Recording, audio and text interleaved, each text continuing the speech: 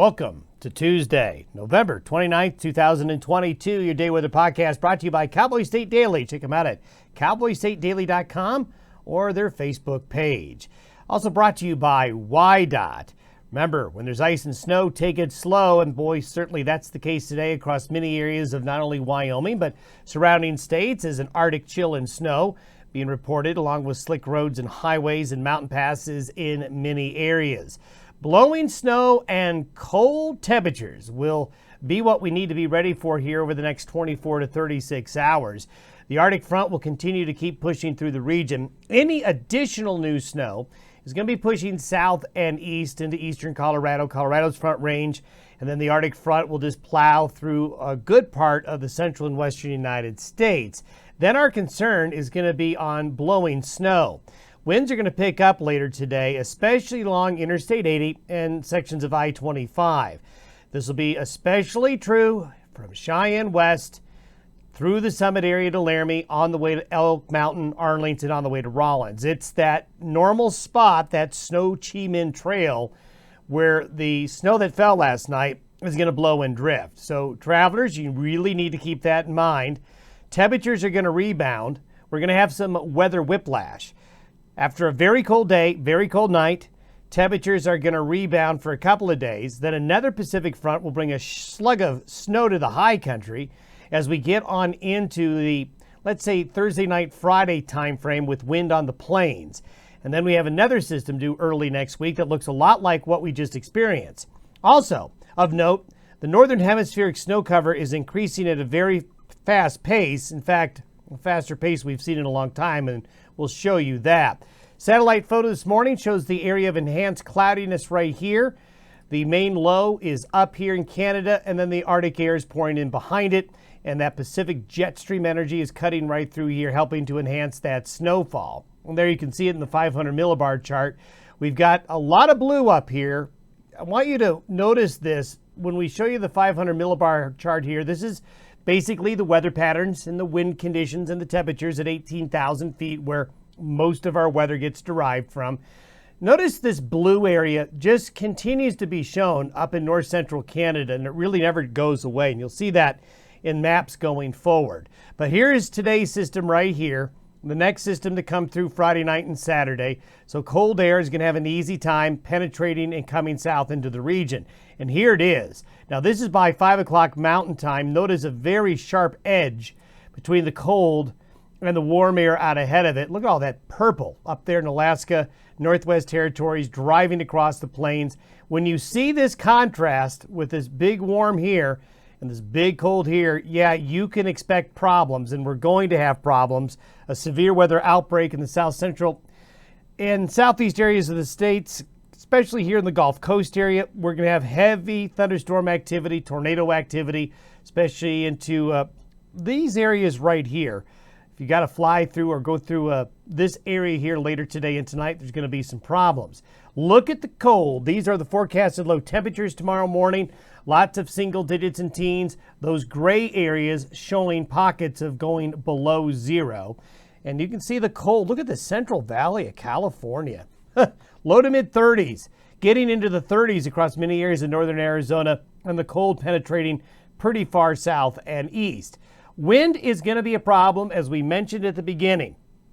These are the potential wind gusts, and you see how the winds are going to be strong right along the Laramie Range, then right along and near the Snowy Range Mountains of south central Wyoming into the Estes Park area here as you get near the mountain ranges. And then all you got to do is draw Interstate 80 here, and then, yeah, oh boy, there's your blowing snow problem. But also along sections of I-25, there'll be some blowing snow as well. South Pass is an area to watch out for with increasing winds.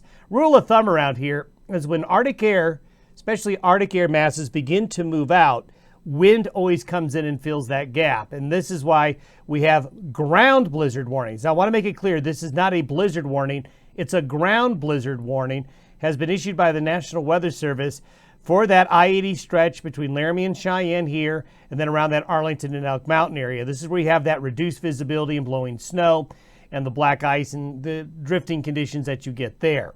This is the snowfall for the rest of today. So you can see the axis of snow shifts south and east. Lighter amounts are going to accumulate, and there you can see it there. But as we get into Thursday, the next system coming in is initially going to give us southwest flow, which means Pacific air. This is where we get the weather whiplash. We've got Arctic air today, tonight, into Wednesday.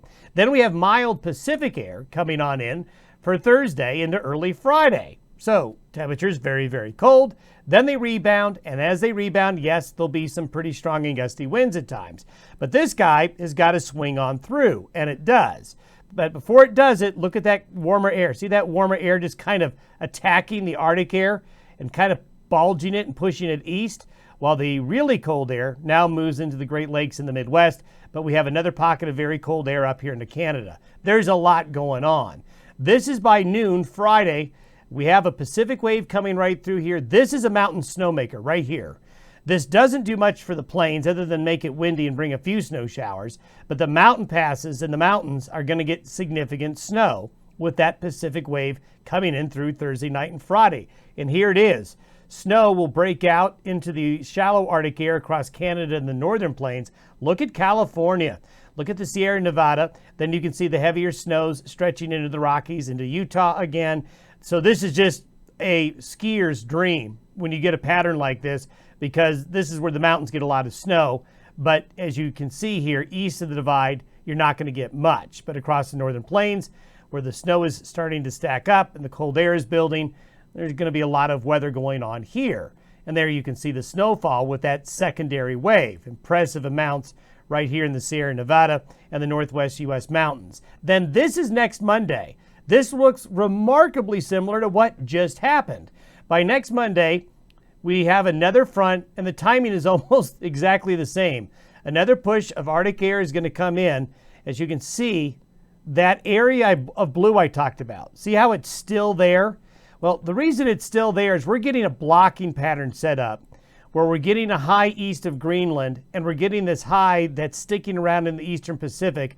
So you can see extremely cold air is getting bottled up in the northern areas of the Canada, basically the western hemisphere right here into the eastern hemisphere. We've got the coldest air, but we have pockets of colder air that are getting cut off from the main flow that really have nowhere to go. They just kind of spin around. So this is very much a cold look for the northern hemisphere going into next week as well. This is the temperature anomaly by next Thursday. So you can see most of the United States coast to coast, and Canada, boy, look at Canada, very, very cold. Now you see Greenland up here, it's because of the blocking high. This warm up here in Alaska is because of the blocking high. So the cold air gets trapped. It's got nowhere to go. It just kind of wobbles around. And this is out to 15 days, out to December 14th. Here's part of that blocking high. Still here, still there, cold air trap, got nowhere to go except into the lower 48. So there's a lot of winter weather coming in December. This is the 10-day temperature anomaly for Europe between today and all the way through December 9th. Pretty darn cold in many of those areas there, especially Eastern Europe. Now, I talked about snow extent in the Northern Hemisphere. We are looking at a very interesting pattern here. The Rutgers Snow Lab at the University of Rutgers has a snow lab where they keep track of snow cover and all things ice and snow. And what they've observed here so far is that the snow extent in the Northern Hemisphere is among the highest in 56 years. This is important, especially when you're talking late November and December and you're starting to put a lot of snow on the ground in the Northern Hemisphere. That really impacts the air masses above that snow cover. So it's easier to build up Arctic air masses, and it's easier to build up a lot of cold air in those northern latitudes that can again go off to the south. So this is the trend line of where we are right here. This is the 56-year minimum. This is the 56-year maximum, and this is the average over time. So you can see we're trending on the other side of the 56-year max since they've been measuring this. So we're well on the way to building up that snow cover. Then if you were to look from the North Pole south, you can see that the snow cover right here, very, very impressive across the Northern Hemisphere. So that's a lot of snow over a lot of areas, 41 million square kilometers. And so you can see a little bit of a closer look into that graph there. You can see that the trend is likely going to continue along this pace from what we're seeing here for the month of December. And why it's so important is the sun angle, because right now our sun angle is getting darn close to this area right here. So if you put snow on the ground with these long nights and very short days, the snow is just not going to melt, or not melt very much. It's going to sublimate, but if you keep adding on to it, you're going to cool the air masses above it.